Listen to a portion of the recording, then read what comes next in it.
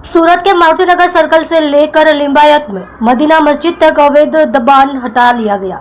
सूरत के Limbayat south east zone में TP 39 Maruti नगर circle से मदीना मस्जिद तक 18 मीटर के दोनों साइड की सड़क पर लिंबायत जोन के दोनों तरफ से कच्चा पक्का अवैध दबान हटाया जा रहा है।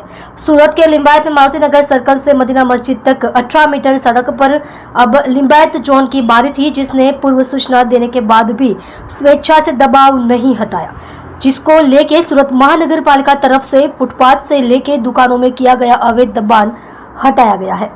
आप देख रहे हो स्वतंत्र निर्भय न्यूज चैनल, एडिटर अभिषेक पांडे के साथ। जी आपનું નામ જયસુખભાઈ રાઠોડ, ડેપ્યુટી એન્જિનિયર સુરત મહાનગરપાલિકા લિંબાયત ઝોન। સાહેબ કયો વિસ્તારમાં કઈ જગ્યા દબાણ ખાતાનું કામગીરી ચાલી રહી છે અને કેટલી દુકાનોને દબાણ અત્યારે હાલમાં ટીપી 39 સુધીના લિંબાયતમાં મારુતિનગર સર્કલથી મદીના મસ્જિદ સુધીના આપણા 18 મીટર પહોળાઈના ટીપી રસ્તા ઉપર આપણે દબાણની ડ્રાઈવ લેવામાં આવેલી છે આજે, જેના ભાગરૂપે સુરત મહાનગરપાલિકાના 60 થી 70 જણાનો સ્ટાફ તેમજ પોલીસ ખાતાના પીઆઈ શ્રી તથા ડી સ્ટાફના માણસો સાથે આજે આ ડ્રાઈવ હાથ ધરવામાં આવેલી છે, જેમાં રોડ ઉપરના કાચા પાકા દબાણો દૂર કરવાની કામગીરી હાથ કરવામાં આવેલી છે।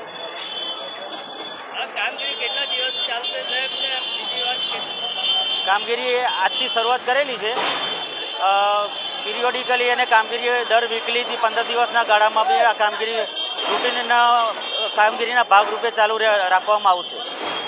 સાહેબ આજે તમે દબાણ દૂર કર્યો છે, એ લોકોને શું મેસેજ આપવા માંગશો તમે બધા?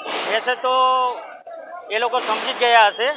એ પહેલાં આ દબાણની કામગીરી પહેલાં આપણે અગાઉ પ્રચારવાનથી પણ બધાને સીધી રીતે આડકતરી રીતે ઇન્ટિમેશન આપવામાં આવેલું હતું કે રસ્તા ઉપર કોઈપણ પ્રકારનું કાચું પાકું દબાણ કરવું નહીં, નહીંતર સુરત મહાનગરપાલિકા દ્વારા કાર્યવાહી હાથ ધરવામાં આવશે।